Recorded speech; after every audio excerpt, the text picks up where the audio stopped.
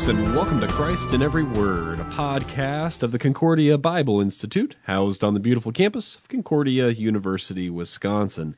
This is your opportunity to read, mark, learn, and inwardly digest the sacred scriptures with me, Dr. Brian Gurman, Assistant Professor of Theology here at the university, the Director of the Concordia Bible Institute. You may have heard the phrase that there is nothing new under the sun, and I'm telling you today that we have a new podcast series, I'm trying to be clever here, on the Book of Ecclesiastes. Yeah, that's right, we had a nice little journey through the Psalms, 50 podcasts, by the way, on the Book of the Psalms. I encourage you to go back and listen to some of those if you missed those. We did a total of 50 Psalms podcasts, 14, 15 months I think it took us. And now it's time for a new day. And yet the book we're going to study is telling us there's nothing new under the sun. What are we going to do with that? Well, we'll have lots to say about that in due course. But here we are with a new series on Ecclesiastes, Kohelet. I hope you enjoy it. It's a fascinating book. Have you read the thing? It's a bit strange, a little odd. Parts of it very puzzling, and I don't quite know what to do with it. In fact, I got to admit, part of the reason to jump into this as a new series is that there are just parts of this that I still kind of fascinating, but I scratch my head. How best to work through some of this? Some of it seems pretty straightforward, and yeah, you might look at it and say, well, that's pretty depressing or whatever. But at least it's, it has the clarity there. But other parts going to take a little work. So I'm excited to jump into this with you. I think at the end of the day, I remember a seminary prof coming into class once. He had his earbuds in, and he just said, well, I just finished listening to the most depressing book of the Bible. And he was talking about Ecclesiastes. Vanity of vanities, everything is vanity. So it has that. We're going to talk about all this, hopefully, today as we get into the first chapter. But yeah, it's an odd book. And yet at the same time, in the midst of this sort of tension that we see here in the book. We'll talk about all this as we move along, but in the midst of all this, I think Ecclesiastes also has a kind of a profound voice to offer in the choir of sacred scripture. It gives a kind of richness and depth to the Bible, and that otherwise wouldn't be there if you just kind of thought of the Bible as a bunch of fairy tales and nice. And no, the Bible is down to earth as it gets. It doesn't get any better than knowing a thing or two about us, better than we know ourselves. And Ecclesiastes, I just think it's just it's fascinating. So let's talk a little bit by way of introduction. What kind of book is it? I mean, well, I guess there are a lot of different types of material in this thing. You have proverbs in there, like individual proverbs. You've got sort of an autobiographical kind of feel too. We'll have a couple different voices come here. You have the Kohelet itself, that's the Hebrew term for the book. Kohelet from kahal, to gather, to assemble. So this guy, he's an assembler. He's a gatherer. He might be a preacher of some sort. I think Luther translated as preacher. He reflects on things. He's got poems on things. He asks rhetorical questions on things. He even has some woes and blessings and even a command and prohibition. All kinds of different, if you try to pin it down in a certain literary genre, that's hard to do. So you got all kinds of things going on. You have his voice, the voice of Kohelet, but you also have a narrator that you can see pop up at the beginning and the end that presents to you the voice of Kohelet. So part of the difficulty of this book, I mean, there are a lot of difficulties, and we're going to jump in, but part of these is just keeping these voices straight. You have Kohelet as a kind of main figure, the preacher, the gatherer, the kahaler, the gatherer, the assembler. And then you also have the somebody who's presenting to you what Kohelet said. So you have like a narrator's voice, and then you have Kohelet's voice, and then who's the implied author, and here and that. We're going to have to think that through as we move along. This thing has enjoyed all kinds of different understandings in the history of interpretation. This is what I like to do. I kind of like, I don't know, not everybody, it's kind of boring, I guess, but I really like digging into how this thing has been understood in the history of not only the church, but also the synagogue, but especially the church. you get kind of, I suppose, three main strands of understanding this book. Again, this is the vanity of vanities. Everything is vanity. I set my heart to figure out wisdom, and I don't know. I don't understand it. It's driving me nuts. That's all. I can't figure anything out. Eat, drink, and enjoy your work if you can. That's all I got. How do you understand this thing? Well, Jerome, 4th century, way back, kind of set it straight. He blazed a trail that, he had this understanding of the book that was basically saying, well, if that's the case, then we should be utterly full of utter contempt for the world.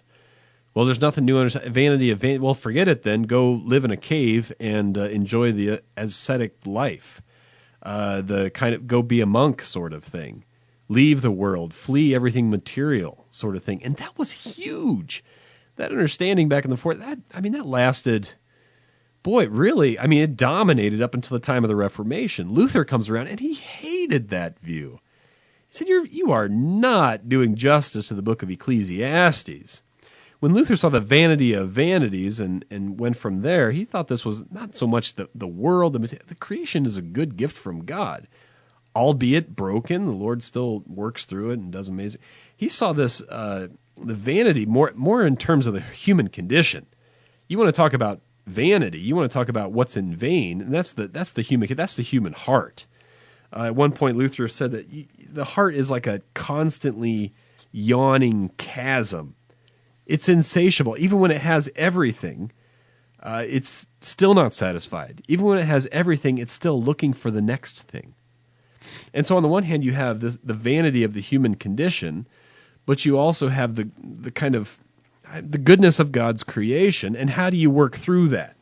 There's a tension there, and Ecclesiastes is how to kind of navigate through the language Luther used was via media, the middle way. How do you kind of balance between pride and despair, the two pitfalls of humanity.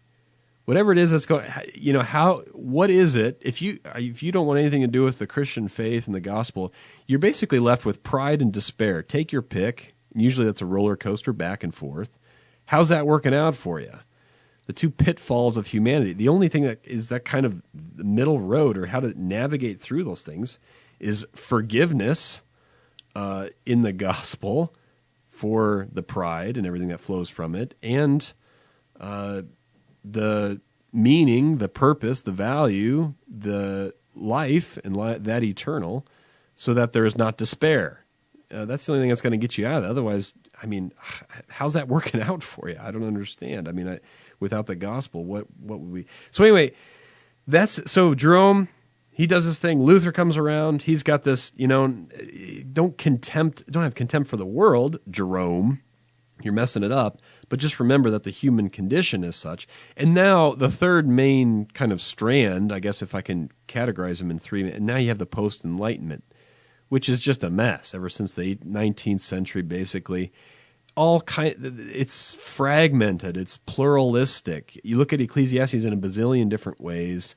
There's really no consensus on how to understand the book. There are special readings. There are all kinds of different readings, psychological analysis of Kohelet. Maybe he suffered from chronic depression. Here's why, and all of this.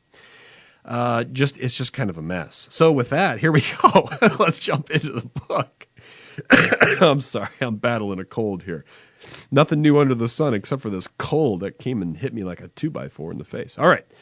Other than that, so let's talk about it. Now, who wrote the thing? Oh, dear. I might get in a little trouble here. Traditionally speaking, it was basically always granted to Solomon. Now, why is that? Well, verse 1, son of David, king in Jerusalem. Well, who is that? Son of David, king in Jerusalem. That pretty much narrows it down.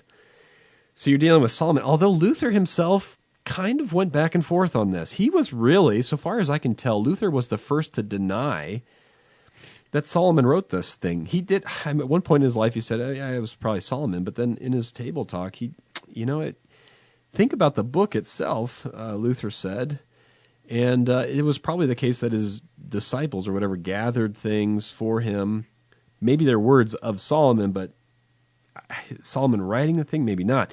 And just on a very kind of plain sense level, it makes sense to me that it's probably a little bit more involved than just strictly speaking, Solomon sitting down in one shot in his closet and writing this book from beginning to end. I mean, just think about the very book. We're going to get into this hopefully today, but you have a narrator's voice as well.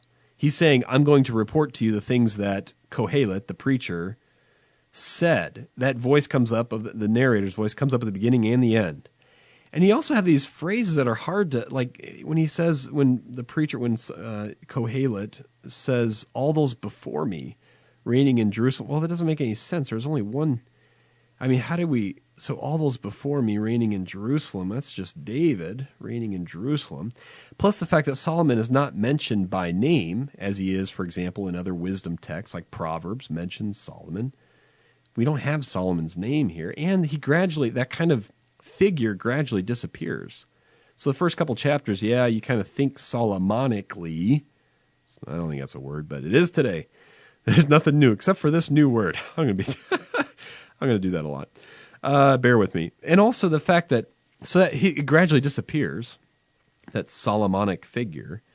And also the fact that this thing is just, I mean, the Hebrew is very late. There's Aramaic words all over. There's stuff that occurs here and also in Ben Sira, very late text, 2nd century maybe, something like that.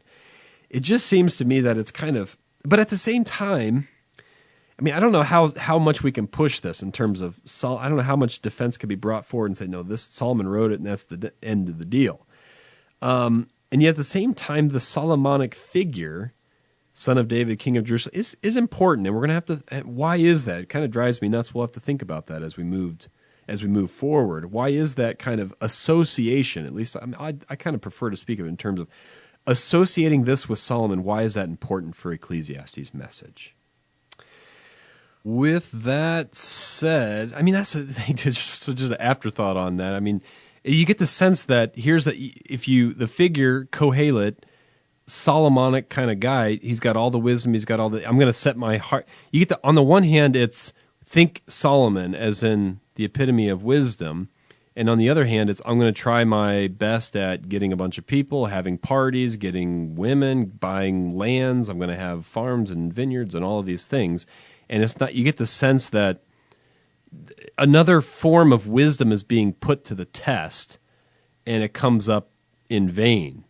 And then at the end of the book, I mean, just kind of give away the ending. It's going to circle back and say, well, at the end of the day, just remember your Creator, fear God, and keep His commandments.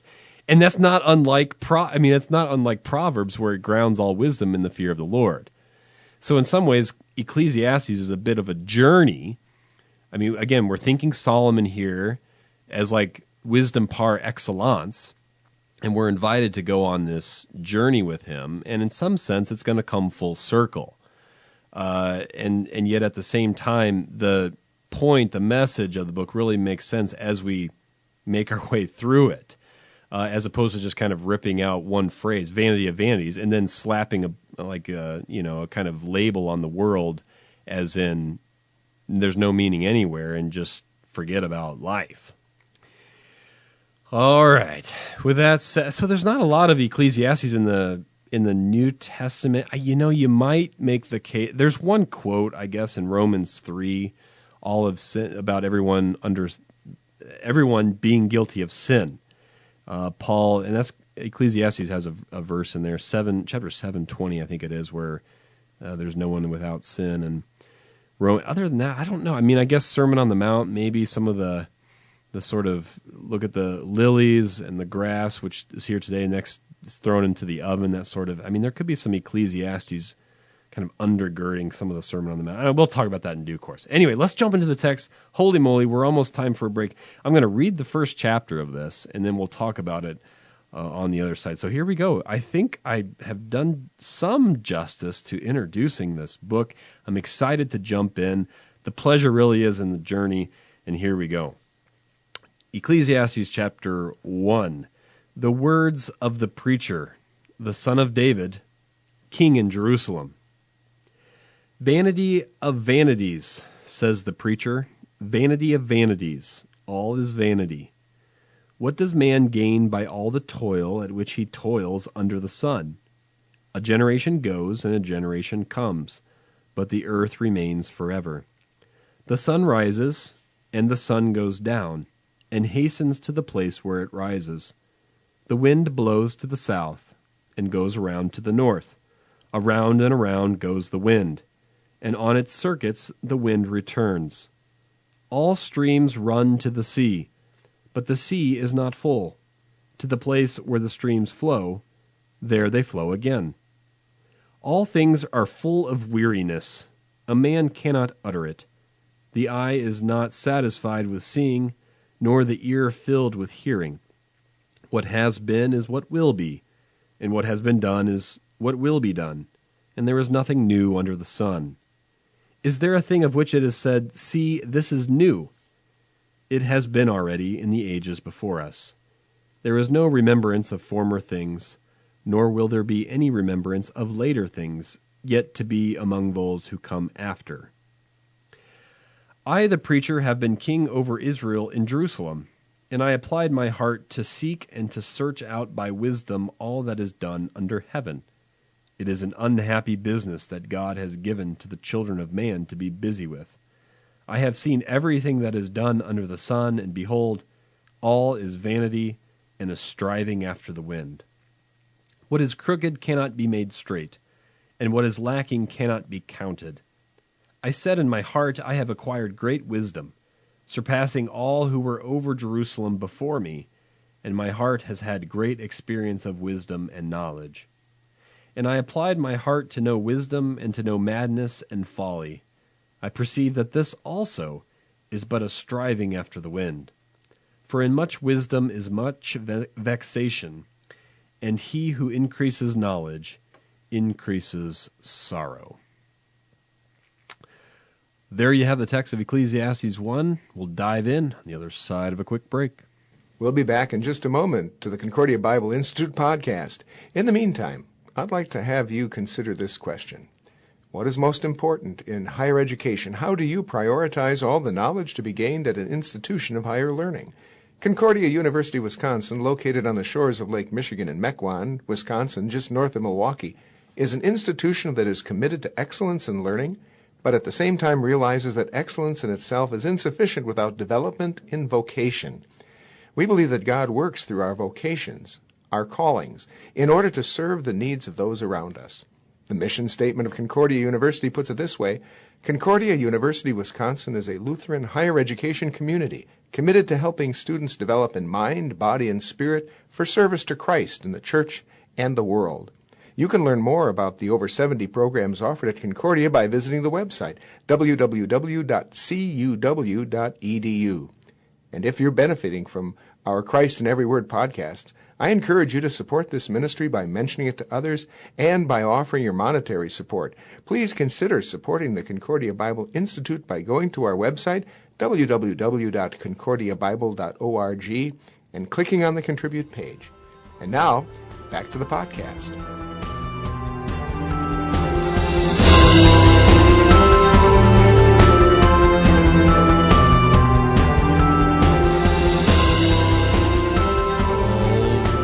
There, folks, we are back with our brand new podcast series, a study of Ecclesiastes, Kohelet, the preacher, the gatherer, the assembler.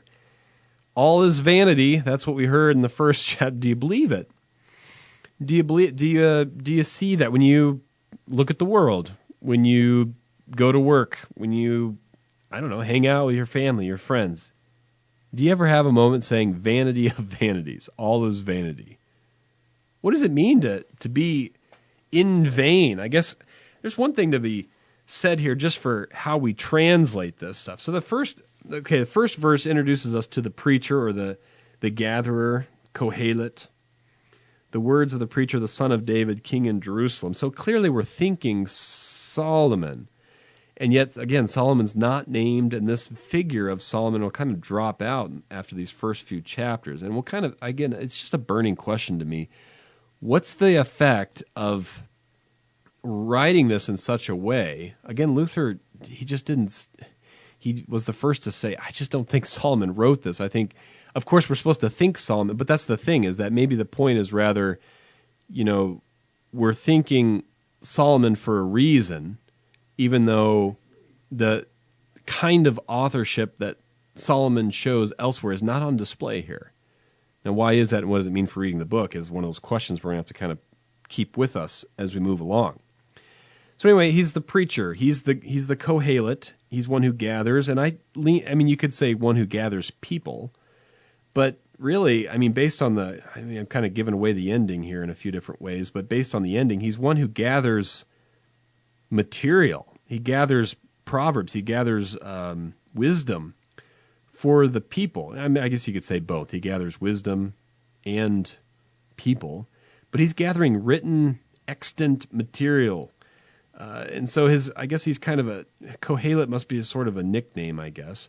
But again, if we're thinking in terms of Solomon, we're thinking about someone who is wealthy, someone who is wise, someone with great authority. I mean, as good as it gets, basically. You read the narrative of Kings about Solomon, and he's got it all. That's the kind of thing we're supposed to... I mean, that's kind of the effect, I think, the first thing to kind of lodge in terms of getting at an answer to that question of why this Solomon thing, association. And that is we're already thinking, look, it's as good as it gets for this individual. He's got all the money he needs. He's got all the wisdom. He's the wisest person around, and he's going to have something to tell us about wisdom. In fact, you heard at the end of the chapter, yeah, the more wisdom you get, the more pain and vexation there is. So best of luck. So there's some fascinating things to be said for this kind of the Solomonic association. Vanity of and we'll pick that up as we move along. Vanity of vanities, says the preacher. Vanity of vanities, all is vanity. Okay, so I mean, the Bible doesn't waste words on things. I think I've said that before as we move through the Psalms. Vanity of okay, so you're going to see different translations. I'm working with the ESV here, and that says vanity. The word there is hevel, hevelim. It's technically breath or vapor. The literal meaning is ruach, like the spirit, breath, wind, vapor. You're going to get this translated in all kinds of different ways. And I'm going to spend some time talking about this because really, at the end of the day, the way that you translate this one word, it's a very key word. It comes up like almost 40 times throughout the book. The way that you translate this word is going to be huge for how you understand the book. It's just that central. So we need to talk a little bit. Again, the Hebrew is hevel. It means breath or vapor. And you're going to get translations that say meaningless. Okay, so meaningless of meaninglessness. Everything is meaningless. You're going to get useless, absurd. Some of these commentary, futility, bubble, I even saw. Transience, breath. I'm going to have to show my cards here on what the ESV is. I love the ESV. It's my go-to. It's wonderful in so many ways, but I just don't know if vanity is the best way to do this. The problem with vanity is that it makes it sound like there's no meaning. Everything's vain. And it's hevel it's breath, it's vapor. It's not the fact that there's no meaning, but that it's ungraspable or incomprehensible. You heard the phrase there as we read through, I think it came up a couple times, a striving after the wind. You can't grasp it. It's going to slip through your fingers.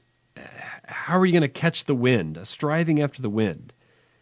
All is vanity and a striving after the wind. You can't control, you can't get on you can't contain it. And that's the kind of, so, I mean, how would you translate it then? Well, really, it's kind of a cop-out, but what you should do is just put the Hebrew in there. Hevel, everything is hevel. Because that's really the best. But what would you do there? I don't know. I read one commentary I think I found particularly convincing, and that is enigmatic. It's a fancy term, but it's just this kind of, it's the incomparability or the ungraspability of it. Not that there's a complete denial of all meaning. I don't think that's really what's going on here. And sometimes I think the word vanity kind of lends itself to that. Anyway, all right, we'll get into this more as we move along. What does man gain verse 3, by all the toil at which he toils under the sun. This is a direct shot. It's like the primary question. This is a direct shot at what it means to be human, really. I mean, if you're going to ask, what is it? So what do you gain by going to work? All the toil that you do under the sun, what is the benefit of your labor? And now this is another thing too, is that, I mean, this is fundamental stuff. This is Genesis 2 stuff. You'll notice God creates, I mean, the more I go along in Ecclesiastes, the more I'm convinced that Genesis is kind of in the background here. And one way to look at that is, well, what happened in creation? God creates Adam and Eve. You get to Genesis 2, what happens there? Actually, before even Eve is around, in Genesis 2, creates Adam and he puts them in the garden to work it and to keep it. It's perfect. There are no thorns and thistles yet. And yet he puts them there to work it. There's something very fundamental about work as regards what it means to be human. I mean, at the end of the day, yeah, I mean, it'd be great to just have a day off and vacation and not do anything. But what is it about humanity that says, I mean, that boredom comes along and said, boy, I'm so bored, I wish there was something to do. Why can't you be bored? What's that restlessness inside?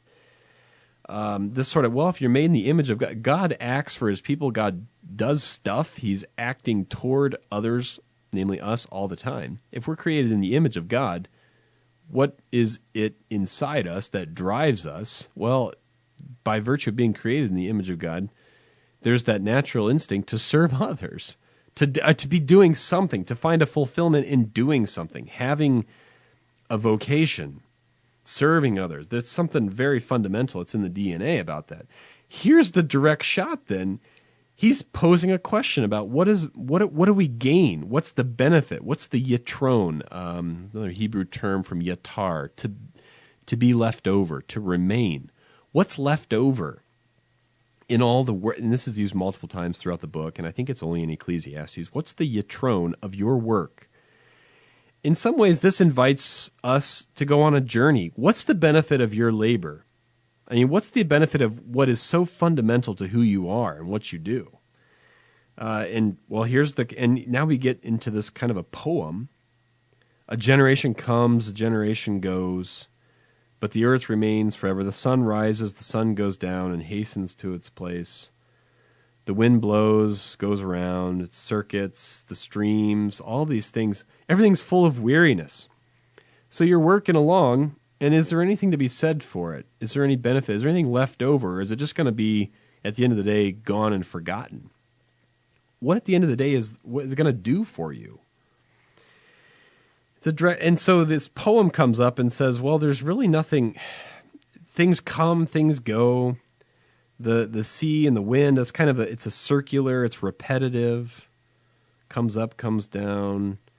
The streams, there's no final answers. Everything's full of weariness. We can't even utter it. There's no closure. What has been is what will be. What's been done, what you're doing now, somebody else is going to come along and do what you're doing. You know, it's just nothing new. Do you believe this? I mean, it's kind of lost in time. You know, is anybody going to remember anything that any of us are doing? It's kind of ironic there in verse 9. Nothing's going to be remembered. Sorry, verse 11. Nothing's going to be remembered. And yet at the end of the day, he'll end the book by saying, remember your Creator. We'll talk about that later. But is there a thing of which it is said, see, this is new? There is nothing new under the sun. Is that true? Is the iPhone 6 better than is that new? It's not. It's better than the iPhone 5. Is there something? What is completely and utterly new? Well, on the one hand, I mean, we forget it now, but it really was the Enlightenment, basically, where we started thinking that things are getting better and better, and there are actually new and utterly, completely new things. Throughout most of the centuries, Christian history and history of interpretation, it was the exact opposite. The best stuff had already happened. And the ancient, with the wisdom there and everything, it was all kind of downhill from there. I mean, as history moves along, the more you move along, the more wars, rumors of wars, the end times of the end times, it's going to get worse and worse. Now we like to think of it in the opposite. But this question, is there anything new? I mean, at the end of the day, let's say a new invention comes, like a computer comes along. Well, every new invention gives and it takes. Boy, now we have a smartphone, so we can connect with anybody all over the world. We can get emergencies. It'll help us out. And at the same time, so it gives us those things. At the same time, what does it take? It takes attention from loved ones. We text at the dinner table all the time. It's rude. Students do it in class all the time. Are you bored? Well, another world awaits you at your fingertips. Go ahead. It's there. Go. Where do you want to go? You want to see the sports? You want to go on Facebook? You want to text? You want to play games? Whatever. Everything gives and takes. Computers. Hey, wonderful technology. We can do amazing things. We email. We do all this. Oh, it's great. And yet at the same time, what is all this information for? We don't really know how to prioritize things. Or it's now an instrument to do something that's detrimental. Hey, a computer's around, so here are some things you shouldn't be looking at. And that can affect marriages and friendships. And, now you bully online. And now it's going to destroy relationships. Well, all because the computer can. Everything gives and it takes. And so is there anything really that is absolutely new? I mean, there are some things. I mean, we're all under the same cloth of sin, whether King David or Luther or those of us in 2016. Same broken world, same sinful flesh, same words of the gospel by which we live. So is there anything that is utterly new? Can anything come from nothing? I get real philosophical here about creation out of nothing, we confess, and things like that. Well, God can do that, but since then, is there anything new? If so, what in what sense? It's a central question. We're going to lodge that and track that as we move forward. You can already tell I have thoughts on that. This idea, though, that we have in our culture these days that, boy, this is completely and utterly new, I think we have to ask ourselves, in what sense? Because we have this kind of illusion floating around there that we can just, if we have this sense that if we can just get on top of things and get beyond things and kind of progress beyond things, we can kind of escape whatever we don't like about whatever humanity and the way things are. Boy, we're going to have to keep that in check as we move through this book. The other thing to point out here before we move on, and I'm going to do a few bonus minutes. I know we're basically out of time, but I'm going to push this a little bit since it's kind of a new one. We'll start out with a bang. I hope it'll all go okay. But you'll see here that Kohelet is using his senses to figure this all out. So the eye is not satisfied with seeing, nor the ear filled with hearing. He's going to test all of this through his own observations. He's going to put wisdom to the test through what he can gather. And pun intended, he's the gatherer, right? So I, the preacher, been king over Israel and Jerusalem. I applied my heart to seek and search out. As in, and it's a central thing. That's the whole person. I put my whole heart and soul. You can see these Olympic athletes. We're in the Olympics right now. You can see these athletes. They're putting in everything they got. They come around that final lap or whatever they are. Everything. He's putting his heart into it, heart and soul, you could say, his whole person, to figure out by wisdom all that is done under heaven. That's fascinating because, it's a bit ironic. By wisdom, well, what kind of wisdom are you talking about? Is it the wisdom that we're given in like Proverbs or Deuteronomy and so on? What kind of wisdom is being put to the test here? Well, as I said, we're talking about his observations, his abilities to kind of figure this out on a kind of ground level approach. He's going to apply his heart, everything that he has in his own flesh, that kind of wisdom. What are we going to figure? And it's all, you notice all the eyes. I applied. I have seen. I've done this. So he's going to do this kind of personal investigation with his own conscience. Now, that's one form of wisdom, one approach, but there's more to the story as far as what wisdom ultimately is. And this is an unhappy business. You see how Genesis, again, is kind of flipped on its head? The task in Genesis was a good thing. I've made these things, it's very good. Behold, that's good. God saw that it was good. And the word there really is kind of evil. It's evil or unhappy. This is an unhappy business that God has given to the children of man to be busy with. Well, again, what kind of wisdom is being employed here? The kind of wisdom that comes from your heart and your observations? That's going to get unhappy real quick. you're going to see some things that are, vanity of vanities or enigmatic or ungraspable. You're going to find those real quick.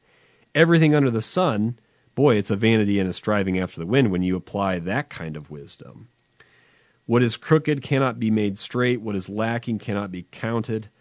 I said in my heart, I've got great wisdom, surpassing everybody. See, that's the thing. We're supposed to think like as good as it gets here. Solomon. I applied my heart to know wisdom, to know madness and folly. But even that, even knowing things on this level, through my eyes, through my observations, with my heart, as I look around, the more that kind of wisdom came to me, Kohelet says, the more vexation I dealt with, the more I increased in sorrow. There's something very profound about, some of the geniuses that most tragically take their lives or are in severe bouts of depression or whatever the case is. In other words, the kind of mind that's so wise that knows almost too much about the human condition.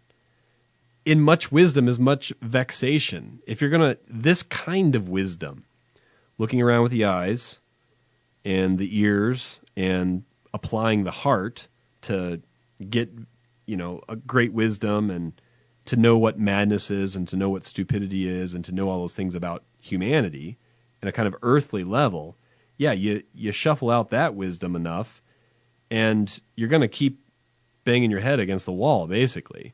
You're going to keep realizing the fact that even everything I've got, all my heart, and all the wisdom I can muster on a kind of earthly level is going to remind me again and again of my own limitations. And the more I know about my own limitations, the more I'm just vexed with my own condition. There's nothing new here. I can't be satisfied by eye, by ear. My heart is still restless. And the more I know about life, about the sinful condition, about humanity, the more I know about the way things are in this world, Kohelet says, the more I actually increase in sorrow, the more I'm actually depressed about the whole thing. Yikes. Well, that's one approach to figuring out what's going on here in this toil under the sun. And yet at the same time, we know wisdom incarnate. We know who is the wisdom of God who comes and gives meaning and purpose and value to life that cannot be achieved by our own senses or by our own endeavors, as Kohelet would have it, but ultimately comes to us freely by grace, not as an abstract concept, but as a person. Lots of fun things to talk about ahead. I hope you are at least intrigued by the Book of Ecclesiastes. I'm excited to dive more into this book with you. Really hope you enjoy this one.